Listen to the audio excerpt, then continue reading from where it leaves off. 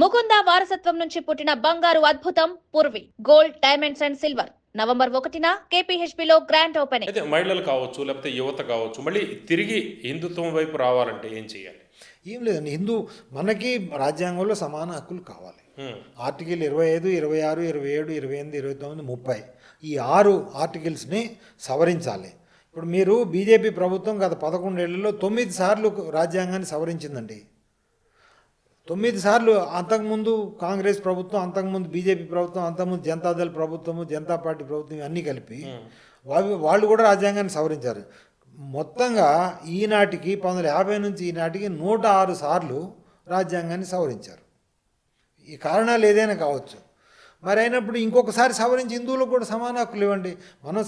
నేను అడిగేది, హిందువులకు సమాన హక్కులు ఇవ్వమంటే ముస్లింలు క్రైస్తవులకు ఇచ్చిన హక్కులను మీరు తీసేయమని నేను కాదు చెప్పేది.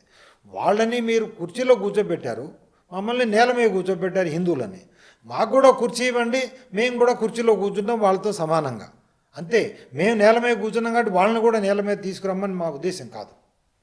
అంటే 2050 నాటికి హిందూ రాజ్యం ఉండదు అనేది మీరు చెబుతున్నారు. అంటే ఎవరు ఉంటారు అప్పుడు ఆ పొజిషన్లో? క్రైస్తవులు, ముస్లింలు. పార్టీలు ఇవే, కానీ అక్కడ ఉండే వ్యక్తులు మారుతారా? పార్టీలు ఉంటాయో లేవో తెలీదు. ప్రధానమంత్రి అనేవాడు హిందూ అనేవాడు ప్రధానమంత్రి కాలేడు 2050కి. అది అంటే ఇదే కొనసాగితే, ఒకవేళ ప్రభుత్వము హిందువులు మేల్కొని ఏదైనా దానికి తగు చర్యలు తీసుకుంటే కొంతవరకు ఆపగలచ్చు. అంటే మొఘల్స్ పాలనలాగా మళ్ళీ వచ్చేస్తుంది. మొఘల్ పాలనలో హిందువులు మెజారిటీ ఉన్నారండి. వాళ్ళు రాజులు ఉండేది, కానీ మెజారిటీ హిందువులే ఉండేది. కానీ ఇప్పుడు దౌర్భాగ్యం ఏంటంటే హిందువులు మైనారిటీ పాకిస్తాన్, బంగ్లాదేశ్ లాగా అయిపోద్ది. ఆఫ్ఘనిస్తాన్, పాకిస్తాన్, బంగ్లాదేశ్. మరి ఆ పరిస్థితిలో ఎక్కడ పోతాం హిందువులు? ఆఫ్ఘనిస్తాన్ ఒకప్పుడు హిందూ దేశం. అక్కడంతా మతం మారి అంత హిందువులు మైనారిటీ అయిపోయిన తర్వాత అక్కడ నుంచి వాళ్ళు హిందువులు పారిపోయి భారతదేశానికి వచ్చారు. పాకిస్తాన్లో ఒకప్పుడు హిందూ దేశమే, ఇక్కడ అఖండ భారత్లో ఉండేది కదా. అక్కడ నుంచి తని తరిమేస్తే ఇక్కడికి వచ్చారు. తర్వాత బంగ్లాదేశ్ కూడా అఖండ భారత్లో ఉండేది కాబట్టి అక్కడ తని తరిమేస్తే హిందువులు వస్తున్నారు. తర్వాత మీరు శ్రీలంకలో ఎల్టీటీ టైంలో అక్కడ బుద్ధిస్టులు హిందువుల మీద విపరీతమైన అత్యాచారాలు చేశారండి. అది ఎవరు రిపోర్ట్ చేయరు. ఇది అప్పుడు మీకు ఎల్టీటీ ఎంతోమంది హిందువులు తప్పించుకొని వచ్చి శ్రీలంకలో మన తమిళనాడులో ఉన్నారు. అక్కడ అత్యాచారాలు వెళ్తే ఇక్కడికి వచ్చారు. ప్రపంచంలో ఇంకా ఏ హిందూ దేశం లేదు. నేపాల్ కూడా సెక్యులర్ దేశం అయిపోయింది. ఇది 2012, 13 ఆ ప్రాంతంలో 8లోనూ. ఇక్కడ మైనారిటీ లేకపోతే ఎక్కడికి పారిపోతారు హిందువులు అనేది ప్రతి హిందువు, ప్రతి కమ్యూనిస్ట్ కూడా. ఎందుకంటే హిందూ ధర్మం ఉంటేనే కమ్యూనిస్టులు కూడా ఉండగలరు. హిందూ ధర్మం ఉంటేనే అంబేద్కర్ వాళ్ళు ఉండగలరు. హిందూ ధర్మం ఉంటేనే నాస్తికులు ఉండగలరు. ఎందుకంటే మీరు నాస్తికులు, అంబేద్కర్ వీళ్ళని ఎవరిని కూడా పాకిస్తాన్, బంగ్లాదేశ్, ముస్లిం, క్రిస్టియన్ దేశంలో ఉండేవారండి. ఇప్పుడు మీరు జ్యోతి బసు వెస్ట్ బెంగాల్ కమ్యూనిస్టు, ఆయన బంగ్లాదేశ్ ప్రాంతం నుంచి. మరి మరి భారతదేశం విభజన జరిగినప్పుడు వాళ్ళ కుటుంబం ఇటు వచ్చింది. ఎందుకు? అక్కడ ఉండి మరి రాజ్యం చేయొచ్చు కదా. ఇక్కడ నాస్తికుల్ని చంపేస్తారు. అక్కడ క్రైస్తవం లేకపోతే ఇది ముస్లింలు వాళ్ళు నాస్తికుల్ని వాళ్ళు సహించరు. సో కాబట్టి హిందూ ధర్మం ఉంటేనే, ఎందుకంటే ఇది మరిచెట్ లాంటిది హిందూ ధర్మం అనేది. హిందూ సమాజము మీరు అన్ని రకాల జీవరాశులు అందులో ఉంటాయి. పాములు ఉంటాయి, పక్షులు ఉంటాయి, పురుగులు ఉంటాయి, అవి ఉంటాయి, అన్ని రకాలు ఉంటుంది. ఆ మరిచెట్టు పోయినప్పుడు మీరు మీకు స్థావరం ఎక్కడ ఉంటుంది? సో కాబట్టి కమ్యూనిస్టుల సంక్షేమం దృష్టిలో, అంబేద్కర్ వాళ్ళ సంక్షేమం దృష్టిలో, నాస్తికుల సంక్షేమం దృష్టిలో, జైన్ల సంక్షేమం దృష్టిలో, బౌద్ధుల సంక్షేమం దృష్టిలో, మీరు ఎవరి దృష్టిలో చూసినా కానీ భారతదేశంలో హిందూ మెజారిటీ ఉంటేనే వీళ్ళంతా మనుగడ సాధించగలరు, లేకపోతే అంతా పోతారు. నాగేశ్వరరావు గారు, మీరు ఇప్పుడే కాదు, మీరు సిబిఐ డైరెక్టర్గా ఉన్నప్పుడు కూడా హిందూ ధర్మం గురించి ఎక్కువగా మాట్లాడేవాళ్ళు. అప్పుడు మీరు ప్రభుత్వ పోస్ట్లో బాధ్యతలో ఉండగా అప్పుడు మీకు ఏమైనా ఇబ్బందులు ఎదురవ్వలేదా? ఎందుకని ఇప్పుడు మన వృత్తి వేరు, ప్రవృత్తి వేరు. వృత్తికి ప్రవృత్తికి మధ్యన మీకు ఘర్షణ ఏం లేదు. నేను హిందూని, ఇంకొకళ్ళు ముస్లిం, ఇద్దరు ఐపీఎస్ ఆఫీసర్లు, ఉద్యోగం ఐపీఎస్, కానీ మన మతం నాది హిందూ మతం, ఇంకొకళ్ళు క్రైస్తవులు, ఇంకొకళ్ళు ముస్లిం. సో వృత్తి ప్రవృత్తికి నేను నా ధర్మరక్షణ కోసం నేను చేస్తున్నాను. నేను ఇప్పుడు మీరు ప్రభుత్వ ఉద్యోగం చేసినప్పుడు ప్రభుత్వ వ్యతిరేక కార్యక్రమాలు చేయకూడదు, లేకపోతే దేశ వ్యతిరేక కార్యక్రమాలు చేయాలి. ఇప్పుడు నేను చెప్పిన దాంట్లో నేను ఈవెన్ ఇప్పుడు చెప్పినవి కూడా ఇందులో ఏమన్నా దేశ వ్యతిరేకం కానీ ప్రభుత్వ వ్యతిరేకం లేవు కదా. నేను చెప్పే మన ధర్మరక్షణ కోసం జరుగుతున్న అన్యాయాలను నేను చూపిస్తున్నాను, రాజ్యాంగంలోని వివక్ష చూపిస్తున్నాను. సో కాబట్టి నా వృత్తికి ప్రవృత్తికి ఆనాడు కానీ ఈనాడు కానీ ఎప్పుడు ఘర్షణ అనేది లేదు. నాగేశ్వరరావు గారు, ఇప్పుడు సిబిఐ అంటే అత్యున్నత దర్యాప్తు సంస్థ మన దేశంలో.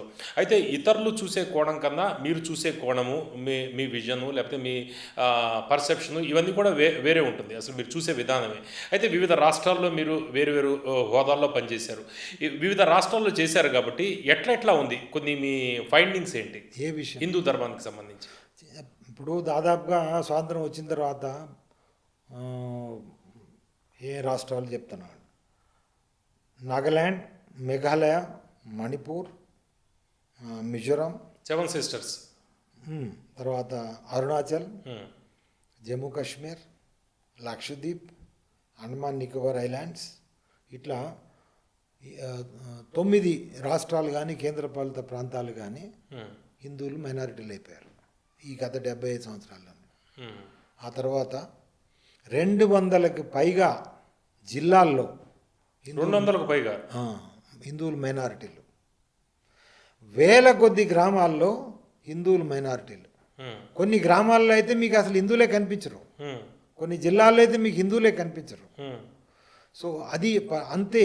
మనకి ఈ హిందూ వ్యతిరేక రాజ్యాంగం వలన హిందూ ధర్మానికి హిందూ నాగరికతకి జరిగిన నష్టము అంటే చెప్పలేనంత జరిగిందండి. అంటే మీరు చెప్తుంది 1300 సంవత్సరాల ముస్లిం దురాక్రమణల వల్ల, ముస్లిం పాలన వలన, బ్రిటిష్ పాలన వలన, వాళ్ళ పాలన వలన జరిగిన నష్టము కంటే కూడా ఈ 75 సంవత్సరాల్లో ఈ హిందూ వ్యతిరేక రాజ్యాంగం వలన జరిగింది చాలా ఎక్కువ. మొత్తం 780 జిల్లాలు ఉంటే అందులో 200 జిల్లాల కంటే పైన ఎక్కువ ఉంటాయి. 8 రాష్ట్రాలు కాదు, 9 రాష్ట్రాలు కానీ కేంద్రపాలిత ప్రాంతాలు మైనారిటీలు, హిందువులు. అక్కడ పోనీ మైనారిటీ హక్కులు కూడా ఇవ్వరు. అది చూడండి, అది రాజ్యాంగం లేదు కాబట్టి అది. సో మీరు మెజారిటీ ఉన్నా మీకు హక్కులు లేవు, మైనారిటీ ఉన్న హక్కులు లేవు. ఇప్పుడు మత ప్రాతిపదిక రిజర్వేషన్లు అనేది కూడా వస్తుంది కదా, దీని మీద మీ ఆలోచన? అది అసలు మరి లౌకికవాదం అంటేనే ఇప్పుడు మన జాతి విభజన ఎందుకు జరిగిందండి? భారతదేశాన్ని విభజన ఎందుకు జరిగింది 1947లో? మత ప్రాతిపదిక మీదనే కదా. మత ప్రాతిపదిక మీద విభజన జరిగినప్పుడు ముస్లింలు మేము ఈ దేశంలో ఉండము, వేరే దేశానికి వెళ్ళిపోతాము, మాకు వేరే దేశం కావాలి అని తీసుకున్నప్పుడు, అంటే ఇద్దరు అన్నదమ్ములు వాళ్ళ ఆస్తిని పంచుకున్నప్పుడు చిన్నవాడు తను తీసుకున్న తర్వాత మళ్ళీ పెద్దవాడి ఆస్తిలో వాడికి భాగం ఉంటుందా? ఉండదు. అయినా కానీ 1947లో జరిగిన తర్వాత కూడా ఇక్కడ పాకిస్తాన్లో ఎంతమంది ముస్లిం అంతమంది కంటే ఎక్కువ ముస్లింలు ఇండియాలో ఉండిపోయారు. దానికి కారణం ఏంటి? మన ఈ రాజకీయ హిందువులు, ఆనాటి కాంగ్రెస్ పార్టీ రాజకీయ హిందువులు. అంబేద్కర్ చెప్పారు, ఇప్పుడు మనం మత ప్రాతిపదిక మీద ఎప్పుడైతే దేశ విభజన జరుగుతుందో పూర్తిగా మనం పాపులేషన్ ఎక్స్చేంజ్ చేసుకోవాలి. అక్కడున్న హిందువులంతా ఇటు వచ్చేయాలి, ఇక్కడ ఉన్న ముస్లింలంతా అటుపోవాలి అని అంబేద్కర్ గారు చెప్పారు. ఆయన మాట ఎవరు వినలేదు. మనము సరే ఇక్కడ ముస్లింలు ఉండనిచ్చారు, అయిపోయింది, ఆ కారణాలు అయిపోయింది, గత. మీరు రాజ్యాంగం చేసినప్పుడు కనీసం హిందువులకి ప్రత్యేక హక్కులు ఇవ్వకపోయినా కానీ సమాన హక్కులైతే ఇవ్వాలి కదండి. మతపరమైన రిజర్వేషన్ల గురించి ఇవ్వలేదు, మతపరమైన అది ఇవ్వలేదు. తర్వాత ఇప్పుడు మొట్టమొదటిసారి బ్యాక్ డోర్ ద్వారా మీకు రిలీజియస్ మతపరమైన రిజర్వేషన్ తీసుకొచ్చింది ఎవరో తెలుసా? BJP and Janata party. Morarji Desai టైంలో ఎట్లా చేశారు? మండల్ కమిషన్ అని పెట్టారు. ఆ మండల్ కమిషన్లో ఈ ముస్లింలని క్రైస్తవులని బీసీగా అందులో జోడించారు. జోడించి వాళ్ళని బీసీలుగా డిక్లేర్ చేసి విపి సింగ్ ప్రభుత్వం 1991లో మొట్టమొదటిసారి ఇచ్చేసింది. అంటే దానికి ఆద్యులు బీజేపీ ఒక విధంగా. ఈ తెలంగాణలో కూడా ఇప్పుడు కాంగ్రెస్ నో, వివాదంలో కారణం. అసలు మీ కాంగ్రెస్ మొదట్లో ఇది కాదండి. ఇప్పుడు తెలంగాణలో అదే కదా ఇప్పుడంటే మీరు అంటే ఇప్పుడు పోటీ రాజకీయాల్లో ఉమ్, ఇలానే కదా. దానికి ఆద్యులు బీజేపీ. ఆ మండల్ కమిషన్ని నియమించింది అప్పట్లో ఉన్న మొరాజీ ప్రభుత్వం. అందులో ఆర్ఎస్ఎస్ అది భారతీయ జనసంఘ్ భాగం ఉండేది, అందులో మెర్జ్ అయిపోయింది. తర్వాత 1991లో విపి సింగ్ ఆ టైంలో వాళ్ళు దాన్ని ఇంప్లిమెంట్ చేశారు. ఆ తర్వాత వాజ్పేయి గారి టైంలో వచ్చిందా ఇంకా పెంచారు. ఇప్పుడు మోదీ గారి టైంలో, మోదీ గారు ముఖ్యమంత్రిగా ఉన్నప్పుడు గుజరాత్లో ఆయన వీడియో ఉందండి, చాలా ఉన్నాయి. తనే 70 కమ్యూనిటీస్ అట ముస్లిం కమ్యూనిటీస్ని అందులో బీసీలుగా డిక్లేర్ చేసి ఆయనకు రిజర్వేషన్ ఇచ్చారు. సో ఇది బ్యాక్ డోర్ ద్వారా ఇది రిలీజియస్ రిజర్వేషన్ వస్తుంది. మనము చరిత్ర ఇంత తొందరగా మర్చిపోతే అంటే పునరుజ్జీవనానికి ఏం చేయాలి ఇప్పుడు భారతీయ సంస్కృతి హిందూయిజం పునరుజ్జీవనానికి?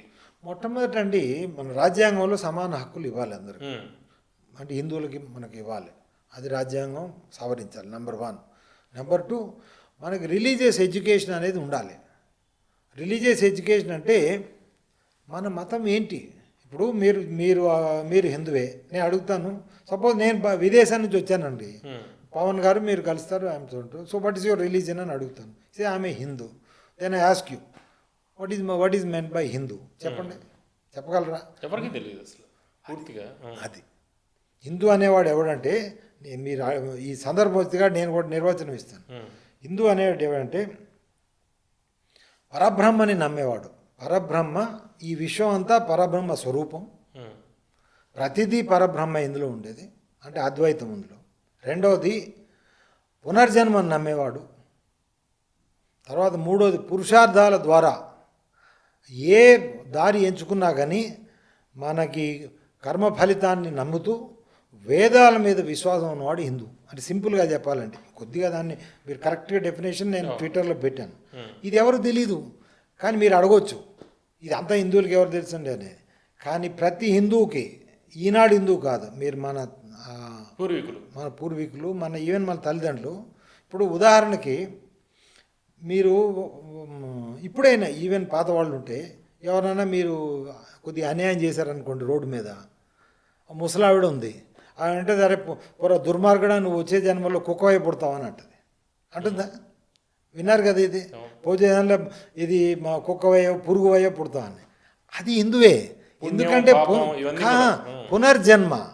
పునర్జన్మలో నమ్మేవాడే హిందువు, ఇది వేరే ఏ మతంలో లేదు. అంటే హిందూ మన భారతీయ దాంట్లో ఉన్నాయి పాపపుణ్యాలు, ఇవన్నీ కూడా పాపపుణ్యాలు ఇందులో కూడా ఉంటాయి. మళ్ళీ ఏది ముస్లిం క్రైస్తవ వాళ్ళ పాపపుణ్యాల నిర్వచనం వేరు, మన పాపపుణ్యాల నిర్వచనం వేరు, కానీ అవి ఉంటాయి. సో ఈ విధంగా ఆ తర్వాత పంచ రుణాలని ఉంటాయి. అంటే ఏంటి, మన తల్లిదండ్రులకి శ్రాద్ధం పెడతాం కదా, తద్దినాలు పెడతాము, కర్మకాండలు. తర్వాత మనకి గురు రుణము, పితృ రుణము, ఋషి రుణము, ఇవన్నీ ఉంటాయి. సో ఇవన్నీ మనకు తెలియకుండా మనం చేస్తాం.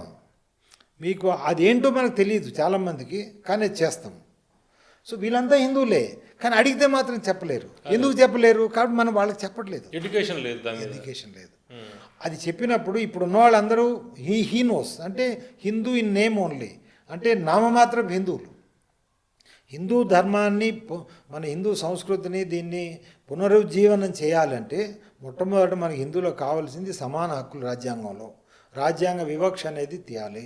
రెండవది మనము హిందూ విద్యాబోధన అనేది జరగాలి. ఓకే. ఎందుకంటే మనము ఏమి తిన్నామో అది కాము. మనం ఈరోజు పప్పు తిన్నాం అనుకోండి, పప్పు కాం కదా. కందిపప్పు తింటే కంది చెట్టు కాలేం కదా, లేకపోతే కోడి మాంసం తింటే కోడి కాం కదా, మేక మాంసం తింటే మేక కదా. కానీ మనం ఏం చదువుతామో అది అవుతాం. మనం రోజు కమ్యూనిస్ట్ చదివామనుకోండి, కమ్యూనిస్ట్ భావాలే మన మెదడులో వచ్చేస్తాయి. మన హిందూ చదివామనుకోండి, హిందూ భావాలు వస్తాయి, మేనిఫెస్టేషన్ అంతే. సో కాబట్టి మన మెదడులోకి ఏం పోతుంది అనేది మనం ఆలోచించాలి, కానీ మన పొట్టలోకి ఏం పోతుంది అనేది తక్కువ ఆలోచించాలి. Okay, thank you very much sir. మరో ఎపిసోడ్లో నాగేశ్వరరావు గారితో హిందూయిజంకి సంబంధించి హిందుత్వం, అదేవిధంగా ఆధ్యాత్మిక చింతన, ఈ అంశాల గురించి మరో ఎపిసోడ్లో పూర్తి వివరాలు తెలుసుకుందాం.